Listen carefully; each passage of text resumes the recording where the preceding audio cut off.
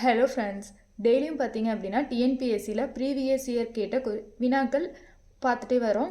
அதில் இன்றைக்கி 5 வினாக்கள் பார்க்கலாம். முதல் வினா பாருங்கள். ஏ ஆனவர் ஒரு வேலையை 24 நாட்களில் முடிப்பார். பி ஆனவர் ஏவை விட 50% கூடுதல் திறன் வாய்ந்தவர் எனில் பி ஆனவர் அந்த வேலையை முடிக்க ஆகும் காலம் கணக்கிடுக அப்படின்னு சொல்லி கேட்குறாங்க. ஸோ இங்கே வந்து நோட் பண்ணணும், என்ன கொடுத்துருக்காங்க, பர்சன்டேஜில் கொடுத்துருக்காங்க. அப்போ பர்சன்டேஜ்னு வந்தாலே நம்ம நார்மலாக என்னென்னு எடுத்துக்கணும், 100 அப்படின்னு சொல்லி எடுத்துக்கணும்.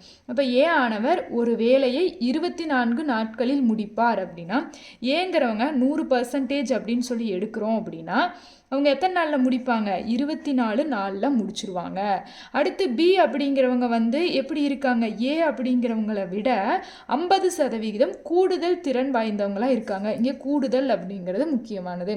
அப்போ கூடுதல் திறன் அப்படின்னா 100 கூட என்ன பண்ணணும், 50 அப்படிங்கிறத கூடுதல் திறன் அப்படிங்கிறதுனால கூட்டிக்கணும். அப்போ என்ன வரும், 150 அப்படின்னு சொல்லி வரும். அப்போ இவங்க 150 நாளில் எவ்வளோ வேலையை முடிப்பாங்க அப்படின்னு சொல்லி தான் நம்ம கண்டுபிடிக்க போகிறோம். ஓகேங்களா.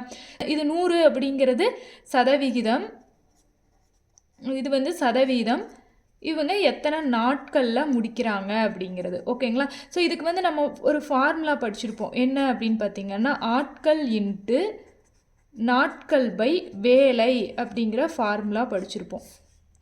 ஓகேங்களா. ஆட்கள் இன்ட்டு நாட்கள் பை வேலை அப்படிங்கிற ஃபார்முலா படிச்சிருப்போம். இங்கே ஆட்கள் அப்படிங்கிறதா சதவிகிதம், 100% அப்படிங்கிறத இங்கே ஆட்கள் அப்படின்னு சொல்லி எடுப்போம். அப்போ இங்கே பார்த்திங்கன்னா என்ன வரும், 100 இன்ட்டு நாட்கள் 24, வேலை அப்படிங்கிறது 2 பேருமே வந்து ஒரு வேலை அப்படிங்கிறத கொடுத்துருக்காங்க. ஓகேங்களா. ஸோ வந்து டிவைடட் பை 1 தான் வரும். ஈக்குவல் டு 2 பேர்த்த கம்பேர் பண்ணுறதுனால இது ஏன்னு எடுப்போம். அதே மாதிரி பி, அப்போ பி வந்து 150% எவ்வளோ அப்படிங்கிறத நம்ம வந்து கண்டுபிடிக்கணும்.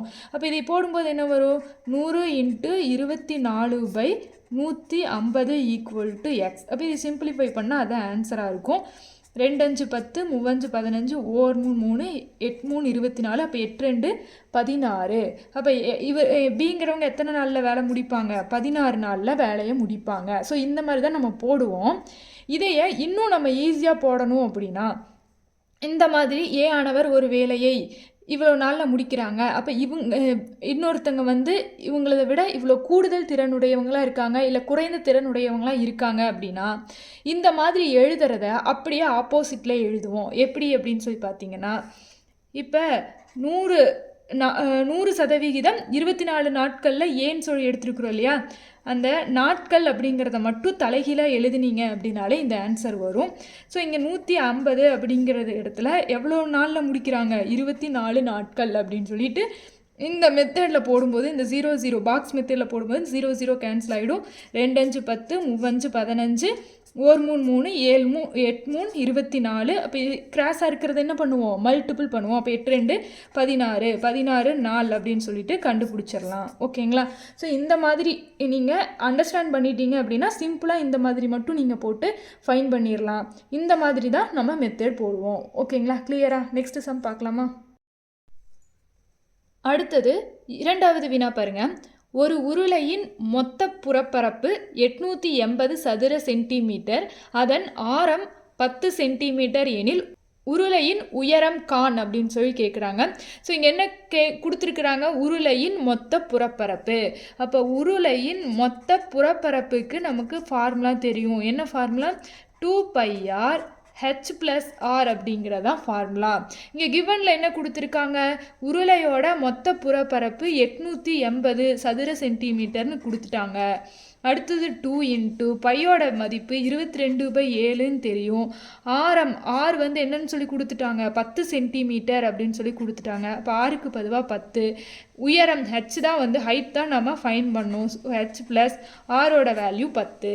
அப்போ இதை சிம்பிளிஃபை பண்ணால் என்ன ஆகும், இங்கே இருக்கிறதுல இந்த சைடு கொண்டு வந்தோம் அப்படின்னா 880, இந்த வகுத்தல் 7 இங்கே போகும்போது பெருக்கல் ஆகும், மற்றதெல்லாம் கீழே வரும்போது டிவிஷன் ஆகும். So 2 into 22 into 10 equal to H plus 10 அப்படின்னு சொல்லிட்டு மீதி இருக்கும். அப்போ இங்கே 0 0 கேன்சல் ஆகிடும். 2 11 22, 8 11 88, 4 2 8, 1 2 2, 1 2 2 2 4. அப்போ 7 2 14, 14 ஈக்குவல் டு ஹெச் ப்ளஸ் 10 அப்படின்னு சொல்லி இருக்கும். அப்போ இங்கே ப்ளஸ் 10 இந்த சைடு வரும்போது -10 ஆகும். அப்போ 14 - 10ஓட வேல்யூ 4. அப்போ ஹைட் என்னவாக இருக்கும்? 4 சென்டிமீட்டராக இருக்கும். ஸோ இதுக்கு ஆன்சர் டி ஆப்ஷன். அடுத்தது 3வது வினா பாருங்க. ஒரு கோளத்தின் புறப்பரப்பு 154 சென்டிமீட்டர் ஸ்கொயர்டு எனில் அதன் விட்டம் காண்க அப்படின்னு சொல்லி கேட்குறாங்க. ஸோ இங்கே என்ன வரும்? கோளத்தோட புறப்பரப்பு 154 சென்டிமீட்டர் ஸ்கொயர்னு கொடுத்துருக்காங்க. அப்போ கோளத்தின் புறப்பரப்பு அப்படிங்கிறதுக்கு என்ன ஃபார்முலா வரும் அப்படின்னா 4πr² அப்படிங்கிறதான் கோளத்தோட புறப்பரப்பு அப்படிங்கிறதுக்கான ஃபார்முலா. ஸோ கோளத்தின் புறப்பரப்பு 154 சென்டிமீட்டர் ஸ்கொயர்டுன்னு கொடுத்துட்டாங்க. 4 இன்ட்டு பையோட மதிப்பு 22/7ன்னு தெரியும். விட்டம் நம்ம கண்டுபிடிக்கணும். ஸோ அதை அப்படியே r² அப்படின்னு சொல்லி வச்சுக்கலாம். அப்போ இங்கே பார்த்தோம் அப்படின்னா இங்கே டிவிஷனில் இருக்கிற 7 இங்கே போகும்போது மல்டிப்ளிகேஷன் ஆகும். மல்டிப்ளிகேஷனில் இருக்கிறது கீழே வரும்போது டிவிஷன் ஆகும். Equal to r². அப்போ இங்கே என்ன வரும்? இங்கே கேன்சல் பண்ணோம் அப்படின்னா 2 2 4, 7 2 14, மிச்சம் 1 7 2 14, 2 11 22, 7 11 77 அப்படின்னு சொல்லி வரும். அப்போ அதை பெருக்கும்போது 7 இன்ட்டு 7ஓட மதிப்பு 49/2 2 4 ஈக்குவல் டு r² அப்படின்னு சொல்லி இருக்கும். அப்போ ஆரோட வேல்யூ இதுக்கு ஸ்கொயர் ரூட் எடுக்கும்போது இங்கே ஆரோட வேல்யூ நமக்கு என்னன்னு சொல்லி வரும். ஆரோடைய வேல்யூ 7 7 49. ஸோ 7/2 2 4ன்னு சொல்லி வரும். இது நம்மளுக்கு ஆரம் ஆர் வேல்யூ. பட் இங்கே நம்மளுக்கு என்ன கேட்டிருக்கிறாங்க? விட்டம் அப்படின்னு சொல்லி கேட்குறாங்க. அப்போ விட்டம் அப்படிங்கிறது என்ன? இப்போ இங்கே ஒரு சர்க்கிள் இருக்குது அப்படின்னா இதில் இது வரைக்கும் இருக்கிறத நம்ம என்னன்னு சொல்லுவோம் அப்படின்னா ஆர்னு சொல்லுவோம். இதில் ஃபுல்லாக இருக்கிறத என்னன்னு சொல்லுவோம்னா விட்டம் டின்னு சொல்லுவோம். அதாவது விட்டத்தில் பாதி தான் ஆரம்னு சொல்லுவோம். சரிங்களா? ஸோ நம்மளுக்கு விட்டம் ஃபைன் பண்ணணும் அப்படின்னா 2 ஆர் சேர்ந்தது தான் நம்மளுக்கு விட்டம் அப்படின்னு சொல்லி சொல்லுவோம். ஸோ விட்டம் அப்படிங்கிறது என்னன்னு சொல்லுவோம்னா டி ஈக்குவல் டு 2r அப்படின்னு சொல்லி சொல்லுவோம். அப்போ 2 இன்ட்டு ஆரம் நம்மளுக்கு என்னன்னு தெரியும்? 7/2ன்னு தெரியும். அப்போ 2 2 கேன்சல் ஆகிடும். அப்போ விட்டம் என்னவா இருக்கும்? டயாமீட்டர் 7 சென்டிமீட்டராக இருக்கும். அப்போ இதற்கான ஆன்சர் 7 சென்டிமீட்டர். நம்ம ஆரம் ஃபைன் பண்ணிவிட்டு 7/2 அப்படின்னு சொல்லி போட்டோன்னா அந்த ஆன்சர் தப்பு. ஓகேங்களா? இங்கே விட்டம்னு கேட்குறாங்க. விட்டம் அப்படிங்கிறது என்ன அப்படின்னா 2 ஆரம் சேர்ந்தது தான் விட்டம்னு சொல்லுவோம். அதாவது ஆரம் அப்படிங்கிறது விட்டத்தில் பாதி தான் ஆரம் அப்படின்னு சொல்லுவோம். So D equal to 2r. அடுத்தது 4வது வினா பாருங்கள். தனி வட்டிக்கும் கூட்டு வட்டிக்கும் இடையேயுள்ள வித்தியாசத்தை காண்க. தனி வட்டிக்கும் கூட்டு வட்டிக்கு இருக்க வித்தியாசம் டிஃப்ரென்ஸ் ஃபைன் பண்ண சொல்கிறாங்க. ஸோ என்னென்ன டேட்டா கொடுத்துருக்காங்க? பிரின்சிபல் அசல், அடுத்து வட்டி விகிதம் ஆர், என் ஆண்டுகள் கொடுத்துருக்காங்க இல்லையா? ஸோ இந்த மாதிரி கொடுக்கும்போது நம்ம ஆண்டுகள் எவ்வளோ கொடுத்துருக்காங்க அப்படின்னு நோட் பண்ணோம். ஸோ இங்கே 3 ஆண்டுகள் அப்படின்னு சொல்லி கொடுத்துருக்காங்க. அப்போ தனி வட்டி கூட்டு வட்டியோட வித்தியாசம் 3 ஆண்டுகளுக்கு கண்டுபிடிக்க சொல்கிறாங்க அப்படின்னா அதுக்கு formula difference equal to PR² into 3+R அப்படிங்கிற ஃபார்முலா யூஸ் பண்ணுவோம். ஓகேங்களா? ஸோ டிஃப்ரென்ஸ் இங்கே நமக்கு தெரியாது. பிரின்சிபல் என்ன கொடுத்துருக்காங்க? 8000. அடுத்து into R rate of interest 5%. So 5/100 squared அப்படிங்கிறதுனால 2 டைம் எழுதுவோம். அடுத்தது 3+ ஆர் அப்படிங்கிறது 5/100 அப்படின்னு சொல்லி எழுதிக்கலாம். ஓகேங்களா? இப்போ இதையை சிம்பிளிஃபை பண்ணால் 2 0 2 0 கேன்சல் ஆகிடும். 1 0 1 0 கேன்சல் ஆகிடும். 2 5 10, 1 5 5, 1 2 4 2 8 அப்படின்னு சொல்லிட்டு வரும். ஸோ இங்கே மீதி இருக்கிறது 4 பெருக்கல் 5 இருக்குது. ஸோ பெருக்கணும் அப்படின்னா 4 5 20. அடுத்து இதையை சிம்பிளிஃபை பண்ணோம், கிராஸ் மல்டிப்ளிகேஷன் பண்ணோம் அப்படின்னா 103 300 300 + 5 305 டிவைடட் பை 100 அப்படின்னு சொல்லி வரும். அப்போ இதையை சிம்பிளிஃபை பண்ணால் 0 0 கேன்சல் ஆகிடும். 2 5 10, 6 5 30, 1 5 5, 2 2 கேன்சல் ஆகிடும். அப்போ மீதி என்ன இருக்குது? 61. ஸோ இதுக்கு டிஃப்ரென்ஸ் என்ன அப்படின்னு பார்த்தீங்கன்னா 61.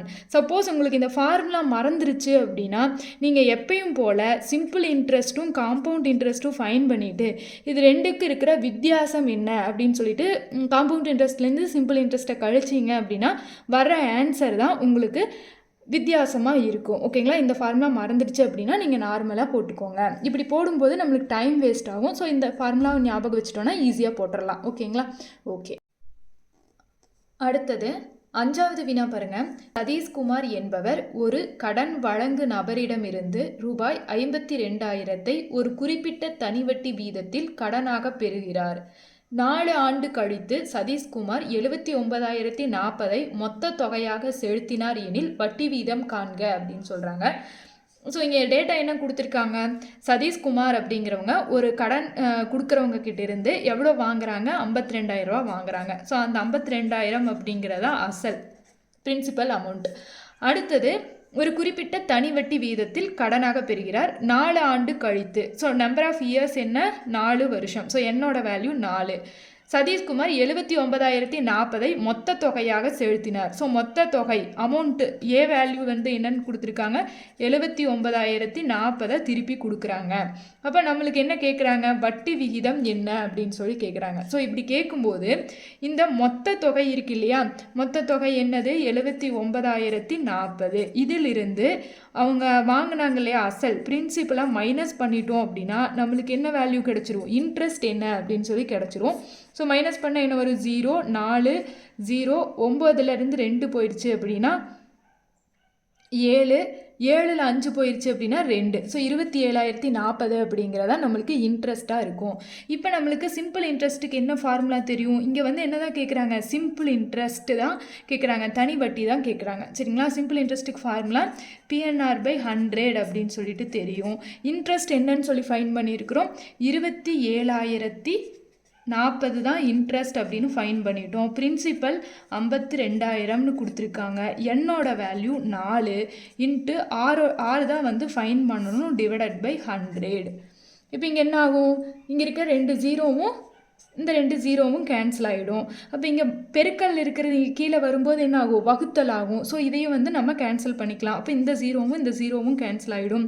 அடுத்து 1 நாங் 4, 6 நாங் 24, மிச்சம் 3 வரும். அப்போ 30. அப்போ 30 அப்படிங்கும்போது என்ன வரும், 7 நாங் 28, மிச்சம் 2, 6 நாங் 24, 676ன்னு வரும். அடுத்தது இது 2ஆம் வாய்ப்பாட்டில் சிம்பிளிஃபை பண்ணோம் அப்படின்னா 2 4, 6 12 அப்படின்னு சொல்லி வரும். அடுத்தது இங்கே பார்த்தீங்க அப்படின்னா 3 6, 3 6, 8 16 அப்படின்னு சொல்லி வரும். அடுத்து 26ஆம் வாய்ப்பாட்டால் சிம்பிளிஃபை பண்ணோம் அப்படின்னா இங்கே கேன்சல் பண்ணோம் அப்படின்னா 26 மிச்சம் 7ன்னு வரும். அப்போ 78 இருக்கும். 3 26, 78 அப்படின்னு சொல்லி வரும். அப்போ ஆரோட வேல்யூ நம்மளுக்கு என்னன்னு கிடச்சிருக்கு, 13% அப்படிங்கிறதான் ஆர் வேல்யூ.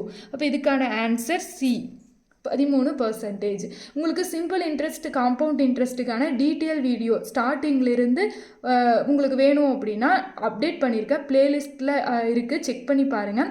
கீழே டிஸ்கிரிப்ஷனில் வேணும் அப்படின்னாலும் லிங்க் அப்டேட் பண்ணுறேன். தேங்க்யூ.